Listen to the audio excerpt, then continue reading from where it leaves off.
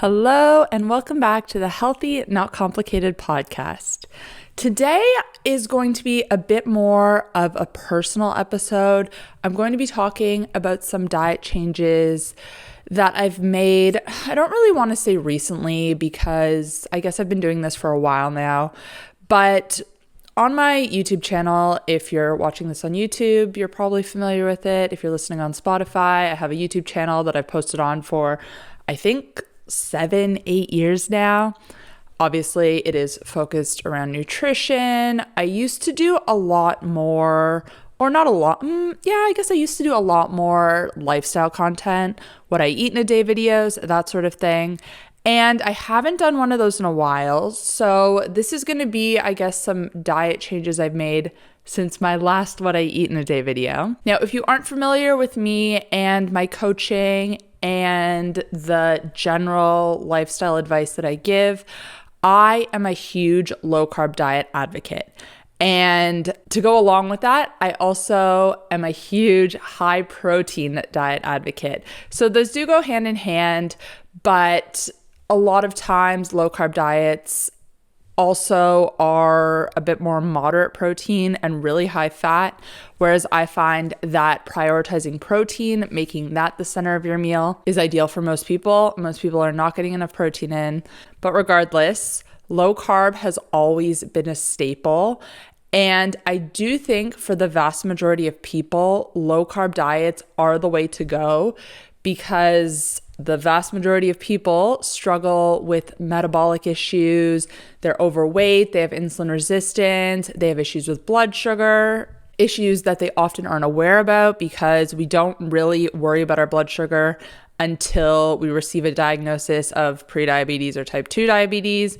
But blood sugar should be something that everyone is aware of and aware of how the foods they're eating impacts their blood sugar because this all goes hand in hand with metabolic health. So for most people, low carb diets are extremely beneficial. For most people, intermittent fasting is extremely beneficial because when you eat a low carb diet, you are relying more on fat for energy, and this also happens when you're intermittent fasting. Now, I've spoken about this. I think I spoke about this maybe in my first podcast episode a few months ago. I haven't really touched on it too much anywhere else on my channel or on my social media. But I guess since COVID, I got back into ice hockey. For those of you who aren't aware, a little bit of a backstory. I'm originally from Canada. I've been living in Australia for the last 9, close to 10 years. And yes, I play ice hockey here. So I got back into it. Before COVID, but I wasn't really taking it seriously. And then after COVID, I was like, all right, I'm going to really commit to this. I'm going to put in the effort, put in the work, really dedicate myself. And it paid off because now I'm playing competitively. I play in the national league here in Australia. And then last year when I got my Australian citizenship, I also made the Australian national team. And I don't want you to think by any means that I am like phenomenal by Canadian standards. I am very average. I stopped playing after high school because I wasn't really going to get a scholarship. I wasn't really going to go anywhere. At the time, I was kind of burnt out when it came to hockey as well. But since COVID, I've kind of reignited my passion for it. And like I said, I put in the work. It wasn't easy. I made the Australian team last year. And I guess so since COVID, I've kind of played around with my nutrition a little bit more when it comes to high intensity exercise. And I guess I'll start off by saying that I fall into a different category than the vast majority of people. As I said before, most people have metabolic issues, they have blood sugar issues. That is not me. I am in a category of people who is eating, I guess, for performance and athletic performance. And because my energy needs are so much higher, because I'm doing at least one workout a day, And when it comes to competition, I'm burning upwards of like 1,000 calories in a hockey game, that sort of thing. And it's all very fast paced. My nutritional needs are different. Now, when I first got back into hockey in maybe like 2018, 2019, I was very, very into low carb. I thought it was the only way. I didn't eat any added sugar. I was honestly like a little bit afraid of eating out, even eating out at friends' houses or family members, because I didn't know what they were using to cook with. And I was very paranoid about getting kicked out of ketosis. At that time, I was also doing a lot of endurance exercise. So I was cycling really long distances, and fat is a better energy source when you are doing endurance exercise. But I started getting back into hockey, and I was still kind of following the same structure in terms of doing fasted workouts, not eating before I had on-ice training sessions, that sort of thing. Even before games, I wasn't really having any carbohydrates. I was eating just mainly fat and protein. And I don't want to say I felt bad, like I could push through. But when I started targeting some more carbohydrates around exercise, I noticed a huge improvement to my performance. And as much as that pained me to admit, it was pretty obvious. Now, again, I want to reiterate that most people, even if you are working out, if you still have metabolic issues that you're trying to address, if you have excess weight, then carbs around exercise, it's not going to be as important if performance isn't your main goal. If it is, then yeah, targeting carbs around exercise can work for you. But like I said, I noticed a big difference, and that kind of, it didn't make me question everything. It just made me reevaluate how I wanted to approach nutrition personally. Because obviously I do health coaching, I work with clients, I provide nutritional advice here and on other social media platforms. And that is all, or it used to be all, very centered around low carb diets. Now, when I started making these changes to my diet personally, I also started changing my content that I was doing a little bit, just because when you're online and when you're in this bubble, this low carb space, or when you get caught up in sort of any of these little diet bubbles online, everyone starts saying the same thing, and you kind of take for granted that the general population also knows these things.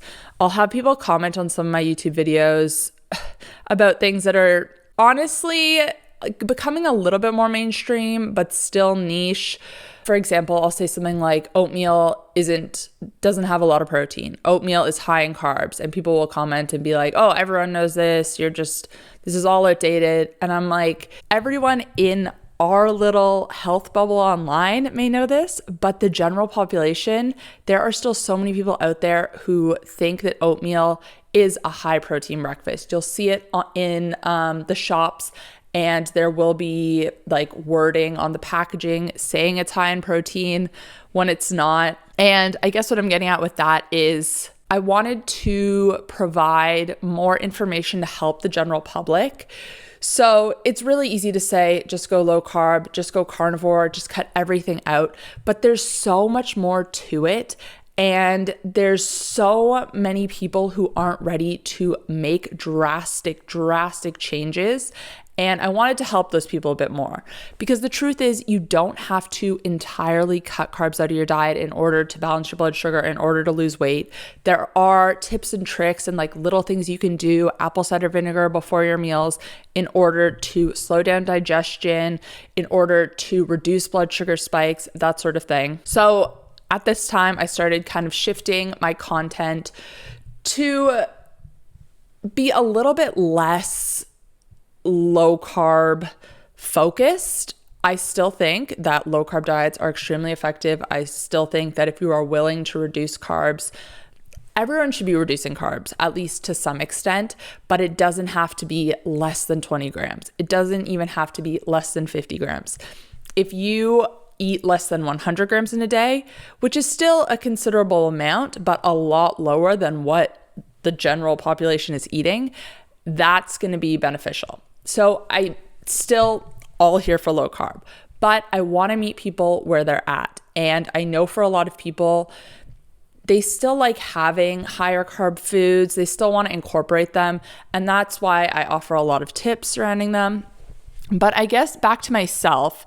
So I started introducing carbs. I started targeting them around my workouts, but I was still doing a lot of intermittent fasting. And I was finding that I was running into just some energy issues and certain other things that are pretty common in athletes. Basically, one of the main ones was, especially with intermittent fasting, I was suffering from low energy availability. And I would be eating in line with my hunger cues. I would be eating when I was hungry, which wasn't necessarily first thing in the morning, but I was finding that that was causing some other side effects. So the other change I made was I don't do as much intermittent fasting. Now, that being said, I still fast for at least 12 hours a day, usually closer to 14, but I don't push my breakfast back. I always make sure to have something in the morning, and I always make sure to have something before a workout and after a workout. And depending on the workout, I usually have carbohydrates before, carbohydrates after, protein before, protein after. Again, my goals are different than a lot of people in my community, and I had to make these adjustments in order to improve my performance, in order to feel my best, in order to put on more muscle. And especially for women, I've been listening to a lot of female doctors who specialize in women's health and for athletes specifically. And there is a smaller window post-exercise where you have to eat or else your muscles are going to start to break down. For men, that window when you have to eat after exercise before you get into this catabolic state is like 3 to 15 hours or something like that. And for women, it's within 90 minutes. So basically that's another change I've made. Whereas previously I used to do my workouts fasted, and I used to, I would usually like eat relatively soon after my workout, but I wasn't super strict about it. Whereas now I always make sure to eat before and to eat after.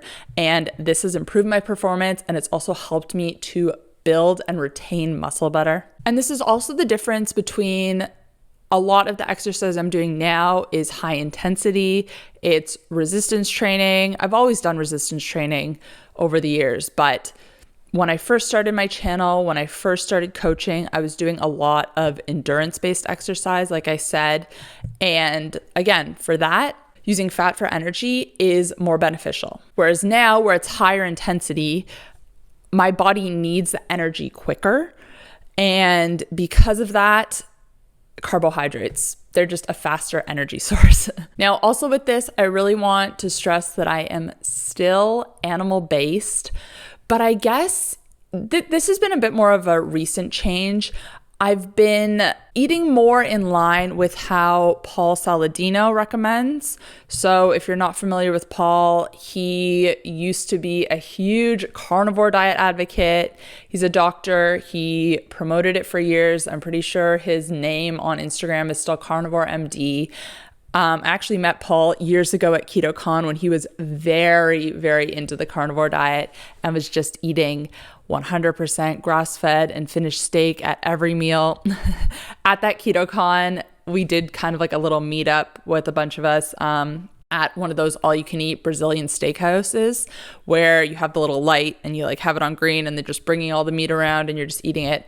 And he came to that, but he didn't eat anything because he was, and still is, that strict about oils that are being used to cook the foods and just everything he's putting in his body in general. Don't get me wrong, I am anti-seed oils, but I nowadays at least tend to have a bit more of a balanced approach. If I'm eating out, I pick and choose my battles. I do the best I can. I opt for whole foods. I opt for protein-based meals and a lot of red meat, fish, that sort of thing. But a little bit of seed oil here and there if you're eating out isn't going to kill you. Anyways, where was I going with that?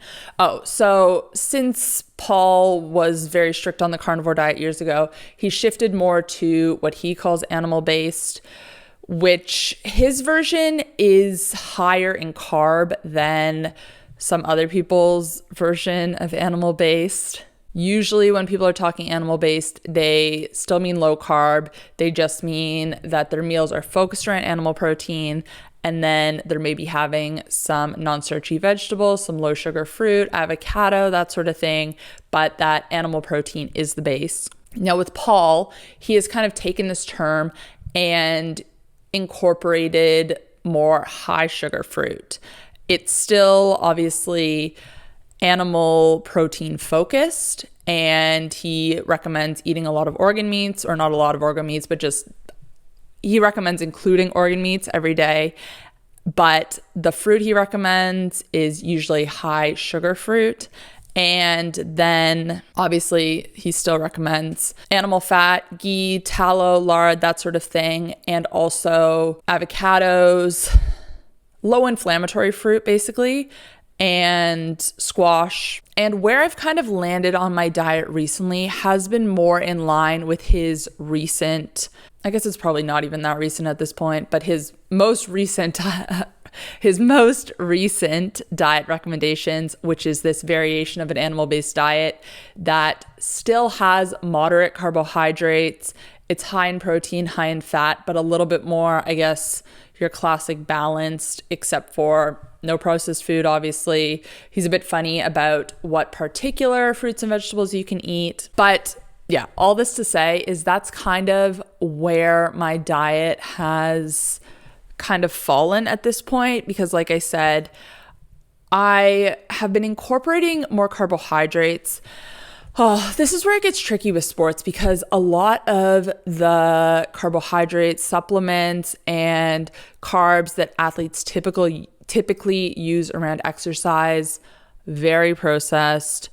They have artificial sweeteners. They're high in sugar, which in the scenario of competition is actually a good thing, because like I said, you want that fast energy and you're going through it so quickly that sugar in those situations is beneficial. And if it's in liquid or doesn't need to be broken down, that's actually a good thing. But it is just so processed, so artificial. So that's where I try to incorporate more whole food carb sources. So things like fruits, things like berries, dates I've been incorporating. And sometimes I'll do posts on social media in regards to things like blood sugar and misconceptions. I've done a few posts about how dates are actually not low GI and how they do spike your blood sugar. And I've had some pushback on that, but sometimes I do feel a little bit hypocritical because what I'm recommending is not in line with how I'm currently eating, because I'll be saying, but I'm not being hypocritical because the end goal is different, if that makes sense. For people trying to control blood sugar, for people who are insulin resistant, who aren't able to manage sugar properly, then avoiding blood sugar spikes as often as possible is going to be beneficial. Whereas for someone with performance goals who needs that quick energy, if they're actually using it quickly, as they would be if they get their timing right, then the sugar coming in can be used immediately. So it's not actually going to cause a spike. But that's where there's just variation and where there's nuance, I guess, is the short of it. Now with me, how I was eating previously and how I was feeling when it came to my workout routine and just my day-to-day life was I was finding that I was just getting really hungry. I was having cravings for things I normally wouldn't. And then it would come to my workouts and I would just be more tired. So what I want to say to that is, if you are eating in any way right now and it's not working for you, if you're finding it really hard to stick to, if you keep trying to go back to the same thing and it's not working for you, you need to make some changes.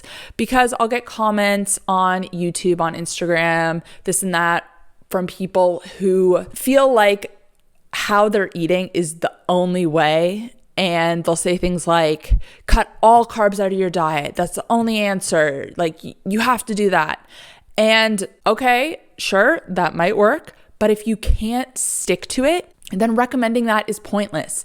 Because at the end of the day, if you can't stick to it, then what's the point? You're only going to see results if you can stick to it.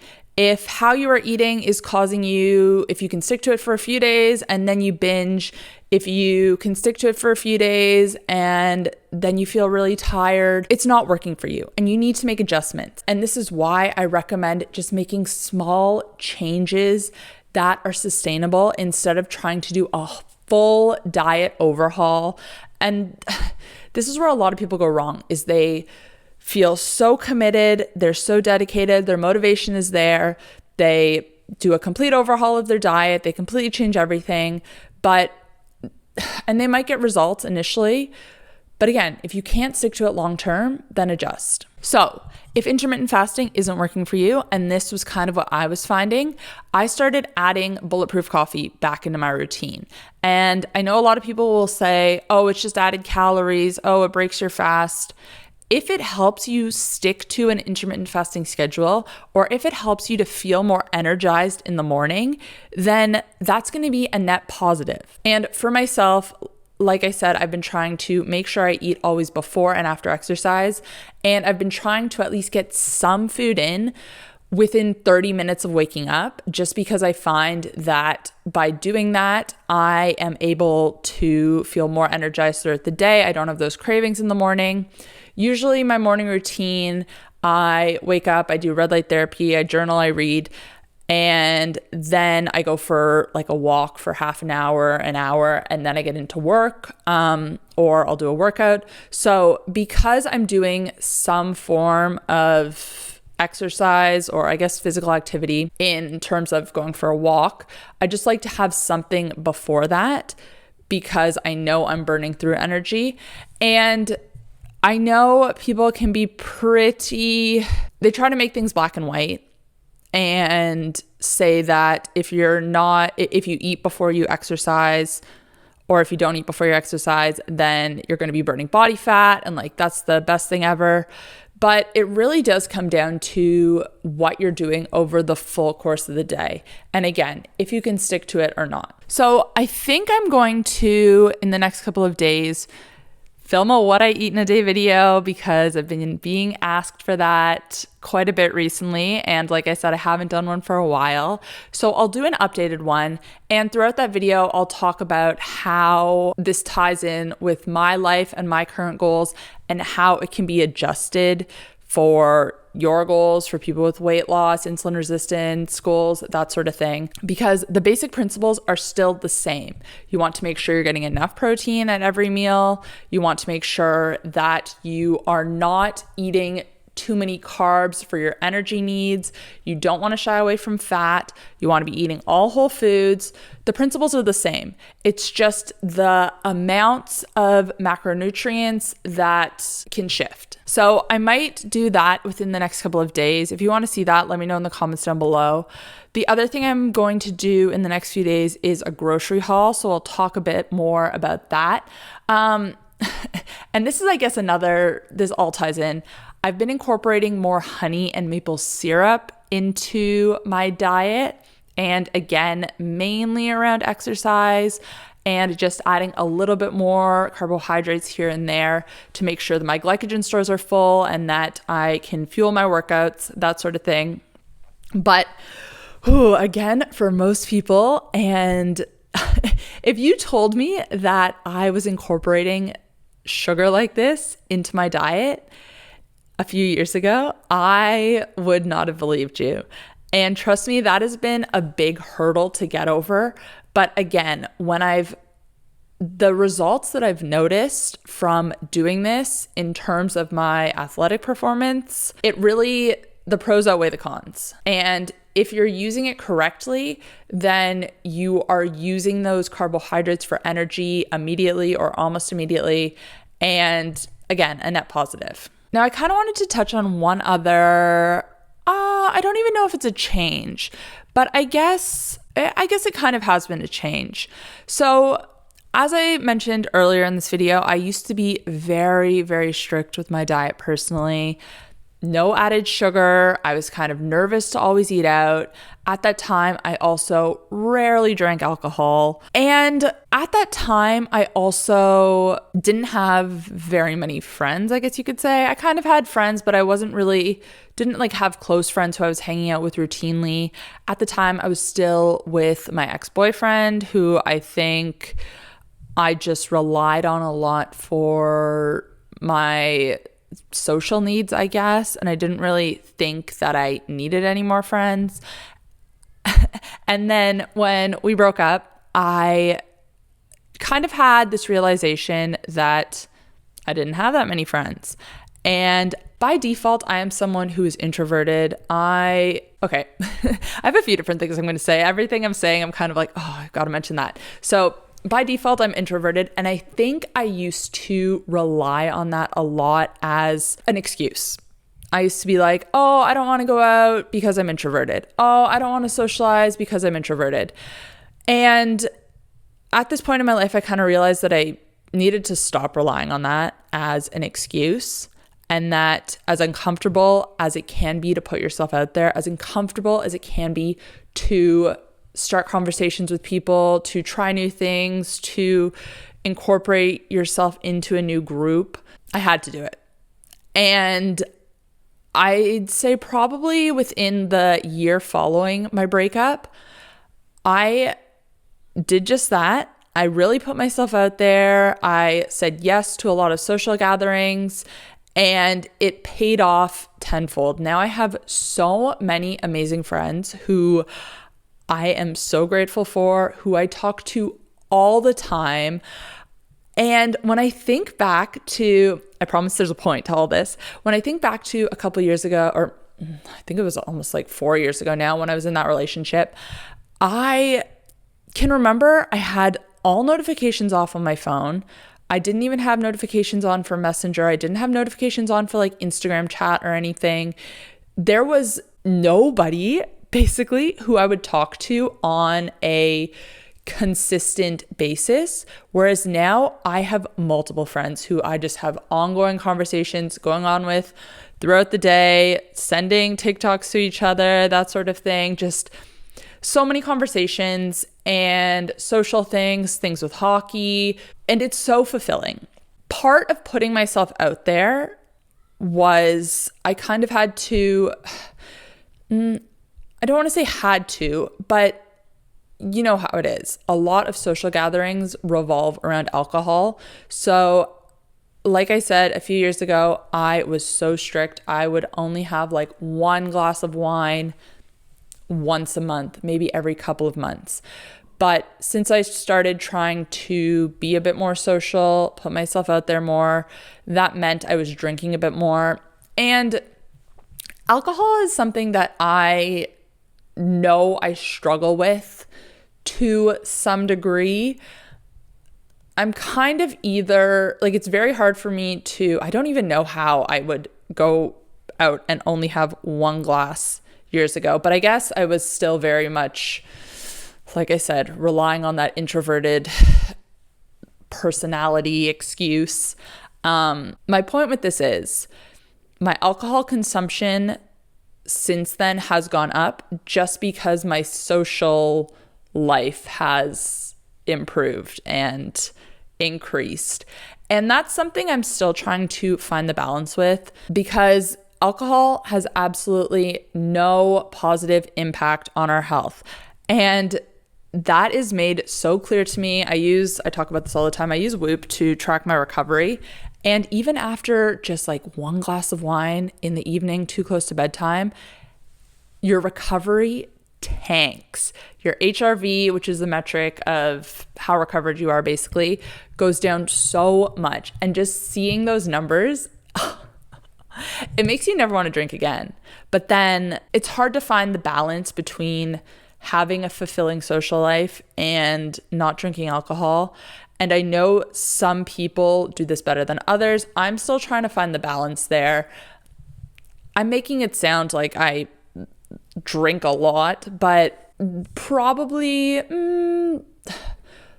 maybe once a week I'll have a few drinks with friends. Maybe once a month I'll have like a big night out. And yeah, like I said, years ago, I would maybe have like one glass of wine a month. So trying to find the balance with that is another aspect that I know a lot of people can relate to. And again, I know I'm going to get comments from people who are in this health bubble who are going to be like, you don't have to drink, you don't have to do this, but it's more nuanced than that. There are benefits to alcohol when it comes to socializing and just kind of like having a group of people around you and the dynamic of just like going out and just having a drink and having some food. And it does take the edge off a little bit. I know there's other ways to do that, and I'm not here justifying alcohol by any stretch, but I'm just saying that that's something that I know a lot of people struggle with, and not very many people talk about it. And especially when you get into these circles online, people are very dogmatic and they make it seem so easy when it's really not. And again, this is where I just want to meet people where they're at. There are ways to incorporate alcohol into your lifestyle and it not be detrimental if that's something that you want to do. But again, you just need to know the consequences. You just need to know that your body, it's a toxin. When you drink alcohol, your body prioritizes getting it out of your system as fast as possible. I don't know if any of this like kind of made sense. I thought there was kind of a point to it. I guess, so that's another sort of change I've made is like, because my social life is more fulfilling, I eat out more and I drink more. Again, nothing crazy, but I do eat out more and I feel like I'm pretty good with that. Honestly, in Australia, eating out, it's not like Canada and the States. You can eat a pretty good meal that isn't all deep fried and isn't a huge portion. Like the food quality here is very good. When I eat out, again, I still try to focus on the principles of focusing my meal around protein, eating all whole foods as much as I can. Again, pick and choose your battles. If you are so stressed going to eat out that there's going to be nothing on the menu, that it's going to totally derail you, then that's taking away from your social fulfillment. Obviously, that's not a free pass to eat whatever you want. But finding I hate the word balance, but finding a balance is going to be key. And like I said, I'm still trying to figure out where that is in some aspects of my life. So just know that it's a never-ending process. Oh, I don't want to say that, but just know that it's not a never-ending process, but you just always need to be reevaluating where you're at and making adjustments accordingly. Because your needs right now might change in a couple of years. And you just need to be aware of that and make the adjustments.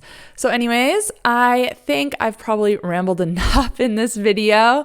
I hope this was kind of coherent. I just wanted to talk to you guys on a more personal level and tell you sort of where I'm at with my eating. Like I said, I'll do a what I eat in a day video in a couple of days and kind of explain my thought process and my reasoning behind, I guess, specific foods and how it can be adjusted based on your goals.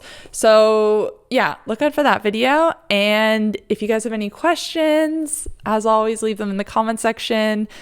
Oh, I was going to say if you're on YouTube, but if you're on Spotify, I think there also is a comment section now too.